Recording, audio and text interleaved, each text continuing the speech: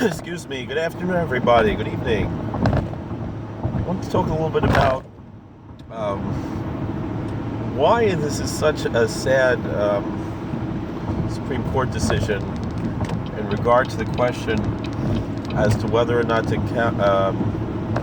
ask whether or not people are citizens in the census, and the historical applications and the historical context of this whole issue. And it's an example of something where the left will use something in a completely opposite way of what it actually means in order to really lie to the American people and lie to the world. We're familiar with the Three-Fifths Compromise.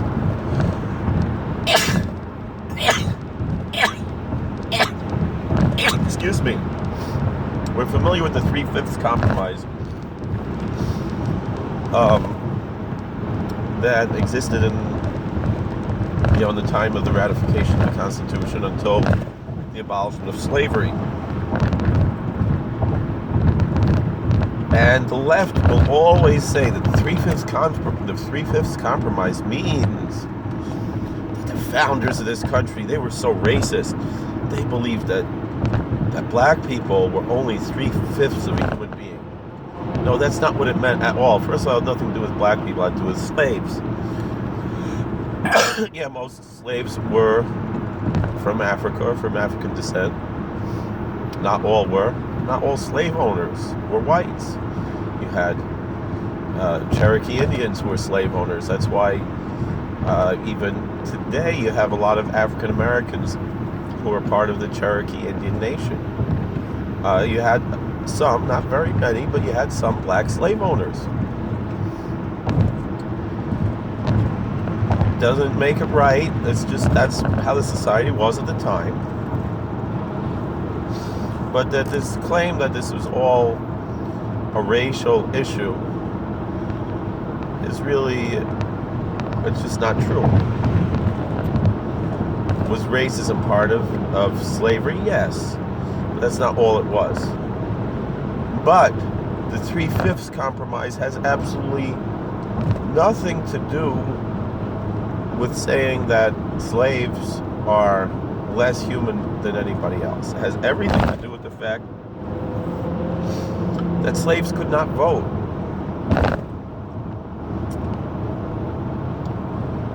And so the slave states, the slave owners, wanted to count slaves as citizens of their state, fully, 100%. Those who sought to abolish slavery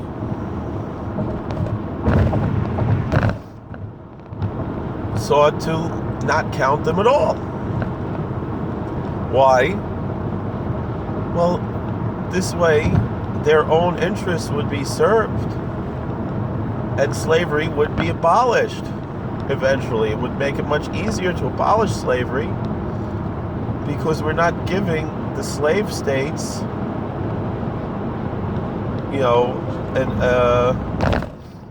an unfair advantage by having people who cannot vote be represented in Congress just in order to give an artificial boost in order to continue essentially the Democrat agenda. Because every slave owner was a Democrat.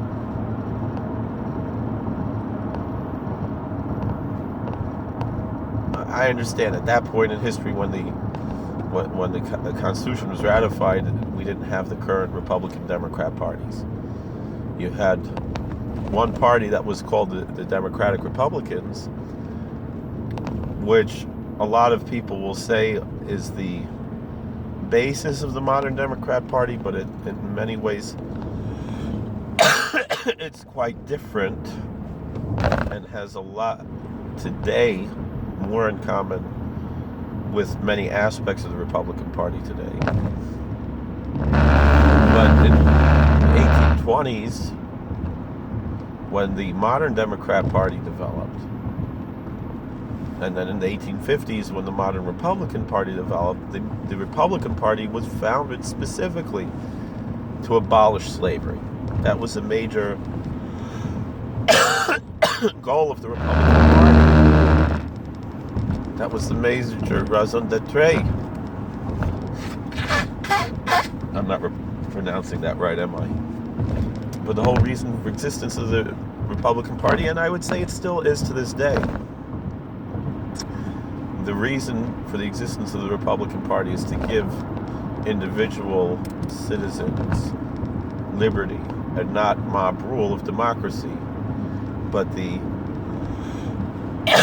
liberty of republicanism.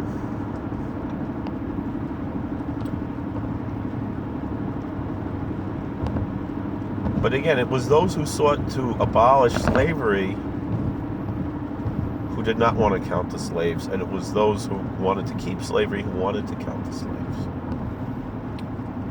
And so they, in order to have a more perfect union, they agreed to a compromise of 3/5, still giving a slight advantage to the slave states. Now, what does that have to do with counting non-citizens in the census? Well, it has everything to do with it, and that's why the same reason why the slave owners who became the Democrat Party, essentially the Democrats, wanted to count slaves as a whole person.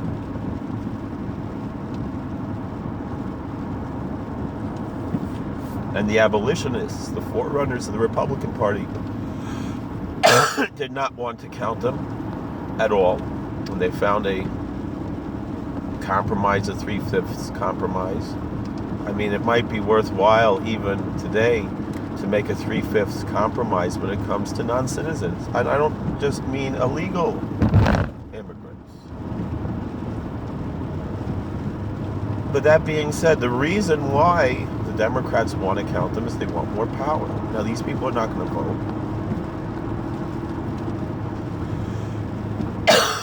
So there's no reason to include them in the census. But the left wants to have more power. They want their states, the New York and California, to have more electoral votes. It's all about power. It's all about artificial power that's undeserved. Just like how they wanted to count the slaves as whole people, as far as census came. And the reason why Republicans don't want to is because they want to. I mean, they're not even saying they don't want to count them. They just want to know who's who. That's the crazy thing. They're not saying we're not counting non-citizens. We're just saying we want to know who's a citizen and who's not.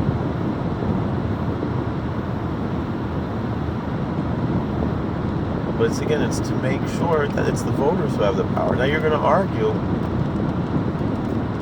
well, we count children in the census and children can't vote.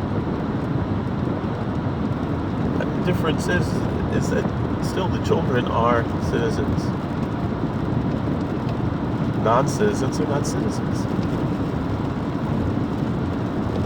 And so they cannot vote. If they want to become citizens, go through the process just like my ancestors had to. And then they can vote, because hey, I'm fine with that, go ahead. We see it's the same patterns going on again. And like I said before, the real reason why the Democrats want illegal immigrants is that it's essentially the same old Jim Crow slavery. That's what it's all about. It's all about, first of all, they want to raise the minimum wage so people will not be able to get jobs, and they will be dependent on welfare on one side as far as citizens are concerned, and as far as the non-citizens are concerned. Well, they're not gonna pay them minimum wage because they're illegal. And so all the lies that the left say that they're all about social justice, it's not true. They're not about social justice. They're about slavery. They're about, mistreating people. They're the opposite of social justice, of what real social justice means. And real social justice has to come from the private sector, not from the government. Because when you're imposing that social justice theology through government, which doesn't work anyway, even if it did, you're violating the wall of separation between church and state. That the Democrats claim to care about so much. Except, I remember the same thing. There was a friend of mine, a Reform rabbi. He was saying, he was pointing to Maimonides and saying, it's our religious obligation to give people health care. And the poor, it's our religious obligation. Look at Maimonides to give health care. And I wanted to tell him, Ben, that's all good and fine. But that's why we have here the Jewish Family Services. And whatever other, and Refuah, and all the other private charities, the organizations, the non-profits that provide this. It's not the job of the government. You're stepping over the bounds of the wall of separation between church and state. Excuse me.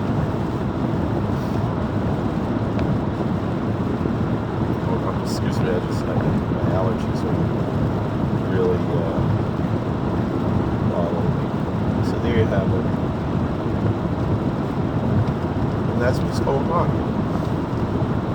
That's what the left is doing.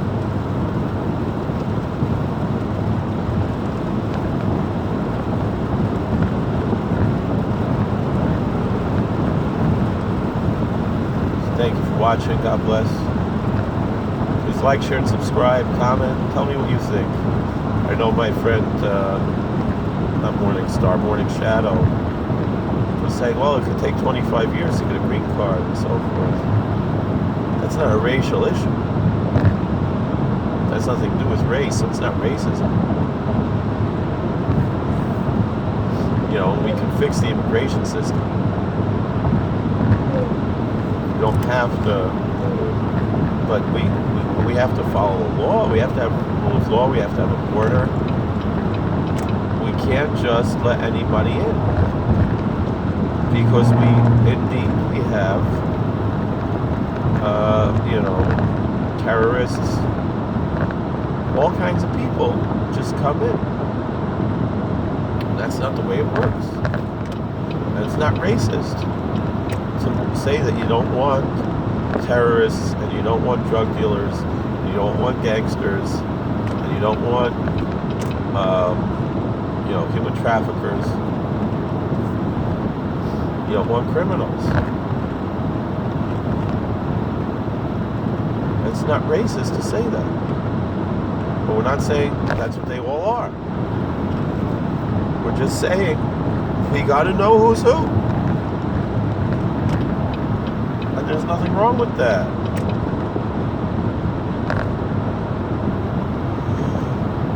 Excuse me. So thank you for watching. God bless. Please like, share, and subscribe, comment. Instead of talking about abolishing ICE, let's abolish slavery. Let's abolish the party of slavery. Can you imagine if the Nazis, after World War II, would have kept calling themselves Nazis and said, oh, no, we're not racist. We're the ones who are fighting racism, and actually the ones who fought us are the racists. That's what the Democrats, they lost the Civil War. They still continue to be racist all throughout the years openly. And to this day, they continue to be engaged in collectivism, in seeing people as groups as opposed to as individuals. That is racism. It's the same ideology. It's separatism. it's racism, it's segregation, it's all of those things. That's what the Democrats are all about. They're all about putting people into groups because, again, it's the demos, it's the population. They just need the numbers, and so they want to put people into groups so they can have voting blocks, as opposed to speaking to the individual and helping the individual. They just want to have these platitudes to the voting blocks, instead of actually helping people the way that Republicans want to. The Democrats want to keep people enslaved, and the Republicans want to set people free. All people, doesn't matter what color of skin, doesn't matter the nation of origin, doesn't matter anything. The Republicans care about the people, and the Democrats care about numbers, about demographics. That's you cannot argue with that, You cannot argue that the Democrats are the collectivists and the Republicans are the rugged individualists. The fact that a man like Donald Trump could win the Republican ticket proves that. Because he is not the stereotypical Republican. He's not what most people think of. When you think of a Republican, you think of a guy like Mike Pence, born-again Christian, Donald Trump is the opposite of all that. But how did he win? Because the Republicans are not about groups, they're about the individuals. And that's the real issue here. Meaning, per capita, with things that really matter, Donald Trump is the most pro-gay president who ever lived, the most pro-black president who ever was, the most pro-Jewish president who ever was. Why? Because it's not about the gays and the blacks and the Jews. It's about the individuals. It's about the people. It's about looking at an individual and being there to serve the individual, to let the individual flourish on their own and not to hold them back the way that the Democrats do, with over-regulation, with over-taxation, and so forth.